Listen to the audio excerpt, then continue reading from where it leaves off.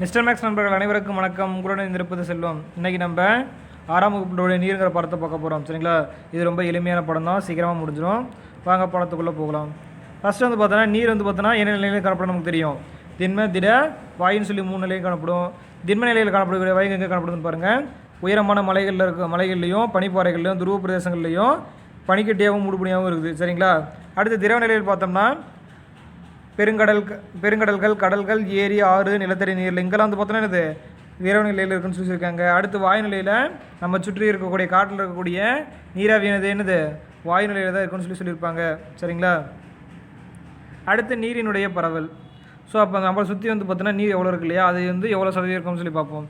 அதாவது புவியில் வந்து பார்த்தோம்னா 100%த்தில் 97% வந்து நீர் என்னது உப்பாக இருக்குன்னு சொல்லியிருக்காங்க. மீதி இருக்கக்கூடிய 3% நீர் தான் நமக்கு வந்து பார்த்தோன்னா நன்னீர் அளவாக இருக்குது. அந்த 3% இருக்கக்கூடிய 1% வந்து என்னது பனிக்கட்டியாகவும் பனியாராகவும் போயிடுது. மீதி இருக்க அந்த 2% தான் என்னது நம்ம பயன்படுத்தக்கூடிய நீராக இருக்குன்னு சொல்லியிருப்பாங்க. சரிங்களா, அடுத்து பாருங்கள், அந்த 3% நீரை வந்து பார்த்தோன்னா 100% பிரித்து திருப்பி கொடுத்துருக்காங்க. அந்த 3% உள்ள நீர் பாருங்கள், துருவ பனிப்படிவுகள் பனியாறுகளில் 68%, நிலத்தடி நீரில் 30%, மற்ற நீர் ஆதாரங்களில் 1% இருக்குன்னு சொல்லியிருக்காங்க. மேற்பரப்பு நீரில் 0.3% இருக்குன்னு சொல்லியிருக்காங்க. சரிங்களா, அந்த 0.3% வந்து எப்படிலாம் பரவி இருக்குன்னா, ஏரி 87%, ஆறுகள் 2%, சதுப்பு நீர் வந்து 11% பரவி இருக்குன்னு சொல்லியிருக்காங்க.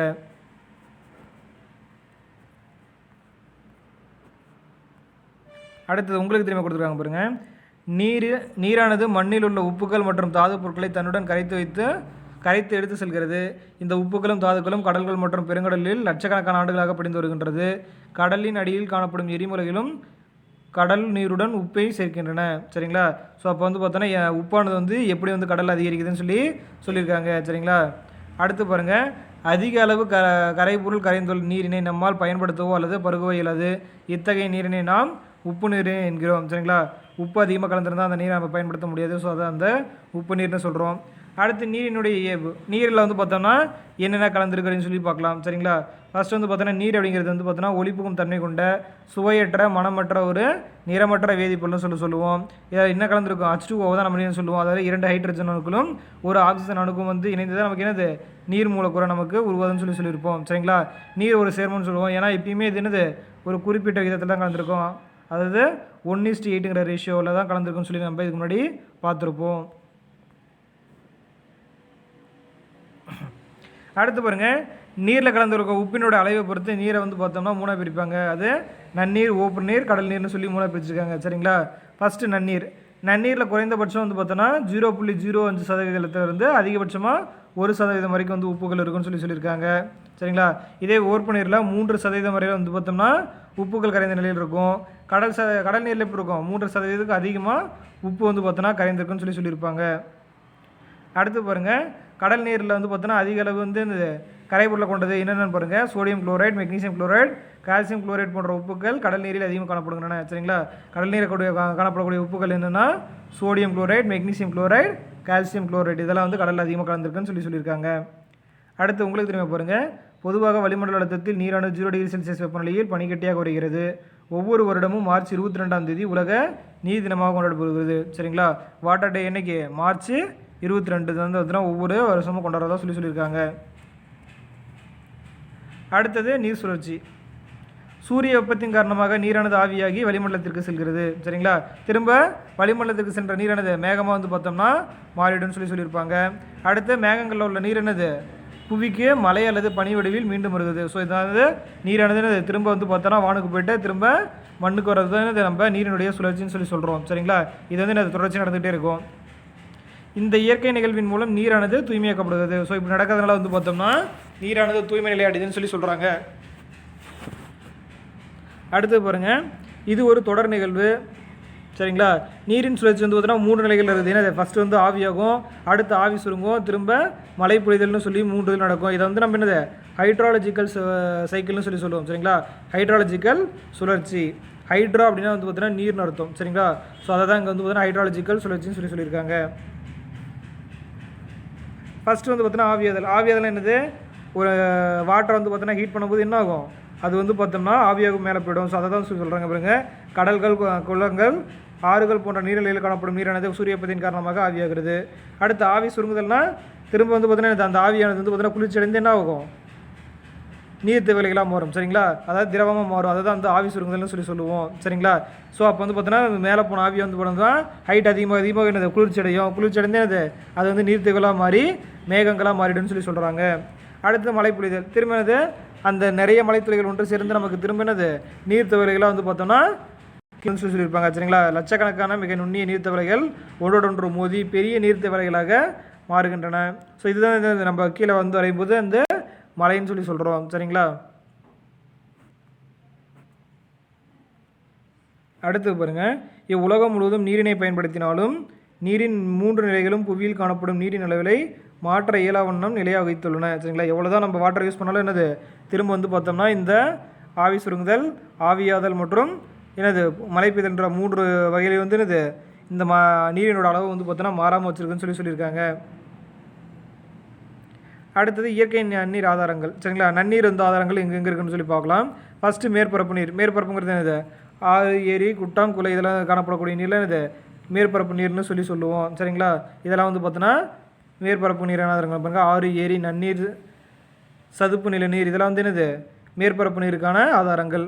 அடுத்து உறைந்த நீர் அப்படிங்கிறது என்னது அந்த பனிமலையெல்லாம் இருக்கக்கூடியதெல்லாம் என்னது நம்ம உறைந்த நீர்னு சொல்லுவோம். சரிங்களா, துருவங்களில் வந்து பார்த்தோன்னா அதிகமான பனிமலைகள் இருக்கும், அந்த நீரில் நம்ம உறைந்த நிலைன்னு சொல்லுவோம். சரிங்களா, பாருங்கள், துருவங்களில் உள்ள பனிப்பொழிவுகள் மற்றும் பனியாறுகளில் நீர் உறைந்த நிலையில் காணப்படும். பூமியில் உள்ள மொத்த நீரில் பெருமளவு அதாவது 68.7% உறைந்த நிலையில் காணப்படுகிறது. சரிங்களா, அப்போ வந்து பார்த்தோன்னா எவ்வளோ சொன்னோம்னா 3ல் வந்து பார்த்தோன்னா 3% ஒரு பங்கு எதில் பனிப்பொழிவுகளில் தான் இருக்குன்னு சொன்னோம். ஸோ அதில் வந்து 68.7% வந்து இருக்குன்னு சொல்லியிருக்காங்க. அடுத்தது நிலத்தடி நீர். நிலத்தடியில் பாருங்கள், அதாவது புவியினுடைய பரப்பிற்கு கீழே காணப்படக்கூடிய நீர் தான் நம்ம நிலத்தடி நீர்னு சொல்கிறோம். அதுக்கு பாருங்க, நீரூற்றுகள், கிணறுகள், ஆழ்துளை கிணறுகள், அடிக்குழாய்கள் இதன் மூலமாக வந்து பார்த்தோன்னா என்னது நம்ம நிலத்தடி நீரை பெறுகிறோம்னு சொல்லியிருக்காங்க. சரிங்களா, அடுத்தது இமயமலை. இமயமலை பனிப்பிடிவுகள், பனிப்பாறைகள் மற்றும் பனியாறுகளை கொண்டுள்ளது. ஆசியாவின் முக்கிய ஆறுகளில் 10 பெரிய ஆறுகள் இமயமலையிலிருந்து தொடங்கி பாய்கின்றன. சரிங்களா, அதாவது வந்து பார்த்தோம்னா ஆசியாவில் இருக்கக்கூடிய மொத்த ஆறுகளில் 10 ஆறுகள் வந்து இமயமலையிலிருந்து தொடங்கி தான் வருதான். ஏறக்குறைய 100 கோடி மக்களின் வாழ்வாதாரமாக நீர் தேவையை இவ்வாறுகள் பூர்த்தி செய்கின்றன. சரிங்களா, ஸோ அப்போ வந்து பார்த்தோன்னா என்னது நம்ம இந்த ஏசியாவில் இருக்கக்கூடிய 100 கோடி மக்களுக்கு என்னது இந்த இமயமலை தான் வந்து பார்த்தோன்னா ஒரு பெரிய நீர் ஆதாரமாக இருக்குன்னு சொல்லியிருக்காங்க. சரிங்களா, ஸோ வந்து பார்த்தோன்னா அந்த வகையில் இமயமலையானது நம்மளுடைய வாழ்வாதாரத்துக்கு காரணமாகுது. அடுத்து நீர் பாதுகாப்பு. சரிங்களா, அதாவது உதாரணத்துக்கு என்னது உயிரினங்களோட எண்ணிக்கை நாளுக்கு நாள் அதிகமாகிட்டே இருக்குது, ஆனால் நீரினுடைய அளவு என்னது மாறாமல் அப்படியே இருக்குது. ஸோ இதனால் வந்து பார்த்தோன்னா ஒரு சமயத்தில் நமக்கு நீர் பற்றாக்குறை வந்து பார்த்தோன்னா அதிகரிச்சுட்டே இருக்கும். இதை தான் நம்ம நீர் பற்றாக்குறைன்னு சொல்லுவோம். சரிங்களா, பாருங்கள், நீர்வாழ் விலங்குகள். பனிக்காலங்களில் குளிர்ந்த நாடுகளில் ஏரிகள் மற்றும் குளங்கள் குளிர்ச்சியடைந்து நீரின் மேற்பரப்பில் திண்மநிலை படலங்கள் உருவாகின்றன. இருந்த போதிலும் பனிப்படலத்திற்கு கீழ் வசிக்கும் நீர்வாழ் விலங்குகள் இறப்பதில்லை. ஏனெனில் மிதக்கும் பனிப்படலமானது ஒரு பாதுகாப்பு படலமாக செயல்பட்டு நீரிலிருந்து வெப்பம் வெளியேறுவதை அனுமதிப்பதில்லை. எனவே நீரின் மேற்பரப்பு மட்டுமே குளிர்ச்சியடைந்து பனியாக மாறுகிறது. இக்காரணங்கள் நீர்வாழ் விலங்குகளுக்கு சாதகமாக அமைந்து அவை உயிர் வாழ உதவுகின்றன. சரிங்களா, அதாவது ஒன்றும் இல்லை, இப்போ ஒரு பெரிய நீர்நிலையில் இருக்குன்னா வந்து அதில் மேற்பரப்பில் இருக்கக்கூடிய நீர் மட்டும்தான் என்ன ஆகும், உறையவோ அல்லது ஆய்வியாக செய்யும். அதுக்கு அடிப்பரப்பில் இருக்க நீர் வந்து பார்த்தோன்னா என்னது அப்படியே மாறாமல் தான் இருக்கும். ஸோ அதனால் வந்து நீர்வாழ் உயிர்களுக்கு எந்த விதமான பாதிப்பை ஏற்படுத்தாதுன்னு சொல்லியிருக்காங்க. அடுத்து நீர் பற்றாக்குறைக்கான காரணங்கள் கொடுத்துருக்காங்க பாருங்கள். மக்கள் தொகை பெருக்கம், சீரான மழைப்பொழிவின்மை, நிலத்தடி நீர் மட்டம் குறைதல், நீர் மாசுபடுதல், நீரினை வந்து கவனக்குறைய கையாளுதல், இது எல்லாமே என்னது நீர் பற்றாக்குறைக்கான காரணங்களாக அமைதுன்னு சொல்லியிருப்பாங்க. அடுத்து வந்து பார்த்தோன்னா நீர் மேலாண்மை. ஸோ அப்போ நீரை பாதுகாக்கணும் இல்லையா, ஸோ அதுக்கு வந்து பார்த்தோன்னா என்னென்னலாம் பண்ணலாம்னு சொல்லியிருப்பாங்க பாருங்கள். மக்களிடையே நீர்நிலைகளில் கழிவுகளை வெளியேற்றுவதால் ஏற்படும் பாதிப்புகளை பற்றிய விழிப்புணர்வு ஏற்படுத்தல். சரிங்களா, அப்போ மக்களிடத்தில் வந்து ஃபஸ்ட்டு விழிப்புணர்வு ஏற்படுத்தணும். அடுத்து வந்து நீரை தூய்மைப்படுத்தி மறுசுழற்சிக்கு பயன்படுத்தணும். அடுத்தது விவசாயத்தில் அதிகப்படியான உரங்கள், பூச்சிகளினுடைய பயன்பாட்டை குறைப்பதன் மூலம் நிலத்தடி நீர் மாசுபாட்டை குறைக்கலாம். சரிங்களா, ஸோ அப்போ நிலத்தடி நீர் மாசுபடாமல் இருக்க என்ன பண்ணணும், உரங்கள், பூச்சிகளினுடைய பயன்பாட்டை குறைக்கணும்னு சொல்லியிருக்காங்க. அடுத்து காடுகளை பாதுகாக்கணும். சொட்டு நீர் பாசனம், தெளிப்பு நீர் பாசனம் போன்ற நவீன நீர் பாசனங்களை விவசாயத்தில் பயன்படுத்துவதன் மூலம் நீரை வந்து சிக்கனமாக பயன்படுத்தலாம்னு சொல்லியிருக்காங்க. சரிங்களா, அடுத்து இரண்டாவது வகை வந்து பார்த்தோம்னா மழைநீர் சேகரிப்பு. மழைநீர் என்னது, அது மழை பெய்யும் பொழுது வந்து பார்த்தோம்னா என்னது மழைநீரை வந்து அந்த டைம்லேயே சேகரிச்சு வச்சுன்னு சொல்லியிருப்பாங்க. சரிங்களா, அதை தான் மழைநீர் சேகரிப்பு. பாருங்கள், இது 2 வகையாக சேமிப்பாங்க. ஒன்று வந்து பார்த்தீங்கன்னா மழை எங்கு பெய்யுதோ அங்கேயே சரிங்களா, மழை எங்கு பொழிகிறதோ அவ்விடத்திலேயே சேகரித்தல். உதாரணத்துக்கு வந்து பார்த்தீங்கன்னா நம்ம வீட்டு மேலே பெய்யுதுன்னு என்ன பண்ணுவோம், அது பக்கத்தில் வந்து பார்த்தீங்கன்னா ஒரு மழைநீர் சேகரிப்பு தொட்டி வச்சு அதை வந்து சேகரிப்போம். அது மாதிரி அடுத்தது ஓடும் மழை நீரை சேகரித்தல். அதாவது மழை பெய்யும் போது வந்து பார்த்தீங்கன்னா நிறைய இடங்களில் வந்து பார்த்தீங்கன்னா தண்ணி போகும் இல்லையா, ஸோ அந்த மாதிரி நிறைய இடங்களில் போகக்கூடிய தண்ணீர் ஏதாவது ஒரு இடத்துல போய் ஜாயின் ஆகும் இல்லையா, ஸோ அந்த மாதிரி இடங்களில் வந்து என்னது நீர்த்தேக்கங்களை அமைத்து வந்து பார்த்தீங்கன்னா அதை சேகரிக்கணும். அடுத்து பாருங்கள், கூவம் ஒரு முகத்துவாரம். நீர்நிலைகள் கடலில் சந்திக்கும் நீர்நிலங்களுக்கு முகத்துவாரம் என்று பெயர் சரிங்களா. நீர்நிலைகளானது கடல் நீரை சந்திக்கிறது தான் வந்து முகத்துவாரம்னு சொல்லி சொல்கிறோம். இது நிலத்திலிருந்து நன்னீரும் கடலில் இருந்து உப்பு நீரும் சந்திக்கும் இடமாகும் சரிங்களா. முகத்துவாரம் அப்படிங்கிறது ஒன்றும் கிடையாது, என்னது நிலத்திலிருந்து போகக்கூடிய நன்னீரும் கடலில் இருக்கக்கூடிய உப்பு நீரை சந்திக்கிற இடத்தை தான் நம்ம முகத்துவாரம்னு சொல்லி சொல்கிறோம் சரிங்களா. சில தனித்தன்மையான தாவரம் மற்றும் விலங்கு வகைகளுக்கு இது ஒரே இடமாக அமைகிறதுன்னு சொல்லியிருக்காங்க சரிங்களா. ஒரு சில தாவரங்கள் வந்து அந்த மாதிரி இடங்களில் தான் வளரும்னு சொல்லியிருக்காங்க. அடுத்தது நீரினுடைய முக்கியத்துவம். நீர் வந்து எங்கெல்லாம் பயன்படுது பாருங்க, மனித உடல் செயல்பாட்டில் நீரின் பங்கு சரிங்களா. நம்ம மனித உடலில் இருந்து முக்கால்வாசி வந்து பார்த்தீங்கன்னா நீர் தான் வந்து இருக்குன்னு சொல்லியிருப்பாங்க. பாருங்கள், உடலியக்க செயல்பாடுகளை நிகழ்த்தவும் உடல் வெப்பநிலையை சீராக பாதுகாக்கவும் உடலில் உள்ள உறுப்புகள் திசுக்கள் மற்றும் செல்கள் நன்கு செயல்படவும் நீரானது அவசியம். மனித உடல் உறுப்புகளின் சீரான செயல்பாட்டிற்கு நாளொன்றுக்கு எவ்வளோ தேவை, 2 முதல் 3 லிட்டர் நீர் தேவைப்படுகிறது.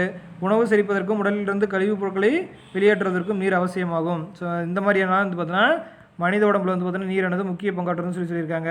அடுத்து வீடுகளில் பயன்படுகிறது உணவு சமைத்தல், குளித்தல், துணிகளை துவைத்தல், பாத்திரங்கள் தேர்த்தல், இந்த மாதிரியான விஷயத்துக்குலாம் என்னது நமக்கு வந்து பார்த்தோம்னா நீரானது அவசியமாக தேவைப்படும் சொல்லியிருப்பாங்க. அடுத்து பாருங்கள், உங்களுக்கு திரும்பி கொடுத்துருக்காங்க.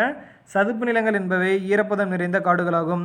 அவை பெரிய ஆறுகளை சார்ந்தோ அல்லது பெரிய ஏரிகளை சார்ந்தோ கரைகளிலோ காணப்படும்.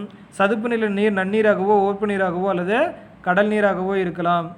உயிரினங்களுக்கு நன்னீரையும் ஆக்சிஜனையும் அளிப்பதில் சதுப்பு நிலங்கள் முக்கிய பங்கு வகிக்கின்றன. சிதம்பரத்தை அடுத்த பிச்சாவரம் சதுப்பு நிலக்காடுகள், முத்துப்பேட்டை சதுப்பு நிலக்காடுகள், சென்னையில் உள்ள பள்ளிக்கரணை சதுப்பு நிலம், காஞ்சிபுரத்தில் உள்ள செம்பரம்பாக்கம் சதுப்பு நிலம் ஆகியன தமிழ்நாட்டில் உள்ள சில சதுப்பு நிலங்களாகும் சரிங்களா. அதாவது சதுப்பு நிலங்கள் அப்படிங்கிறது வந்து அங்கே வந்து பார்த்தோன்னா நீரானது அதிகமாக காணப்படக்கூடிய இடங்கள் சரிங்களா. அது வந்து கடலோர பகுதியில் பக்கத்தில் இருக்குன்னு சொல்லியிருப்பாங்க. அதாவது உலகத்திலேயே வந்து பார்த்தோன்னா என்னது மேற்கு வங்காளத்தில் இருக்கக்கூடிய சதுப்பு நிலம் தான் வந்து பார்த்தோம்னா பெரிய சதுப்பு நிலம்னு சொல்லுவாங்க சரிங்களா. ஏன்னா சுந்தரபன்ஸ் காடுங்க, அந்த இடம் வந்து அது சுந்தரவன காடுகள்னு சொல்லுவாங்க சரிங்களா. ஆங்கிலத்தில் சுந்தரபன்ஸ்னு சொல்லுவாங்க. ஸோ அந்த மாதிரி இடம் தான் வந்து உலகத்திலே மிகப்பெரிய சதுப்பு நிலமாக இந்தியா பெற்றிருக்குன்னு சொல்லியிருப்பாங்க சரிங்களா. ஸோ இதை அங்கே சொல்லலை, தெரிஞ்சுக்கிங்க. அடுத்தது விவசாயம். விவசாயத்தில் வந்து பார்த்தீங்கன்னா பயிர் உற்பத்தி, கால்நடை வளர்ப்பு ஆகிய பணிகளிலும் விவசாய பொருட்கள் மற்றும் பண்ணை பொருட்கள் ஆகிய உற்பத்தியிலும் நீர் முக்கிய பங்கு வகிக்கிறது சரிங்களா. இது நமக்கு தெரியும், என்னது பயிர் உற்பத்திக்கும் கால்நடை வளர்ப்புக்கும் என்னது விவசாயத்தில் நீரானது முக்கிய பங்கு வகிக்குதுன்னு சொல்லி நமக்கு தெரியும். அடுத்து வந்து தொழில்துறை. நிறைய ஃபேக்ட்ரிஸில் வந்து என்னது கரைப்பனாக பயன்படுத்துறதுக்கெல்லாம் வந்து நீரை பயன்படுத்துவோம் சரிங்களா. அதனுடைய மிஷினோட வெப்பநிலை குறைக்கிறதுல என்னது நீரை பயன்படுத்துவோம். மின்சார உற்பத்திலையும் நீரானது பயன்படுத்துன்னு சொல்லியிருப்பாங்க.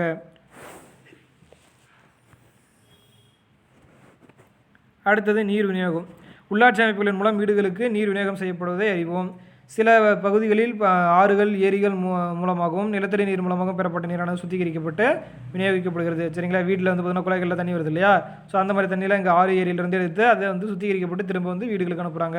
நீர் விநியோகம் மற்றும் சுத்திகரிக்கும் அமைப்பின் மாதிரி படத்தில் காணலாம் சரிங்களா. இந்த மாதிரி இருக்க இது வந்து பார்த்தோன்னா சுத்திகரித்து அனுப்புவாங்க. இது அடுத்தடுத்த பாடங்களில் தெளிவாக படிப்போம். அவ்வளோதாங்க, இன்னையோட பாடம் வந்து பார்த்தோன்னா இதோட முடிஞ்சு. மிக எளிமையான பாடம் சரிங்களா. ஒரு 1/4 மணி நேரத்தில் வந்து பார்த்தோன்னா இந்த பாடம் முடிஞ்சிருக்கும். இதில் ஒன்றுமே இல்லை, ஜெனரலாக நீரை பற்றி சொல்லியிருப்பாங்க. நீர் வந்து எவ்வளோ பரவி இருக்குது, அதில் நமக்கு எவ்வளோ பயன்படுது, என்னென்ன நீர்நிலையோட ஆதாரங்கள்ன்ற மாதிரி ஷார்ட் அண்ட் ஸ்வீட்டாக முடிச்சிருப்பாங்க சரிங்களா. சரி, அவ்வளோதாங்க, இன்னைக்கு படம் முடிஞ்சு. மீண்டும் நம்ம அடுத்த படங்களை சந்திக்கலாம். நன்றி.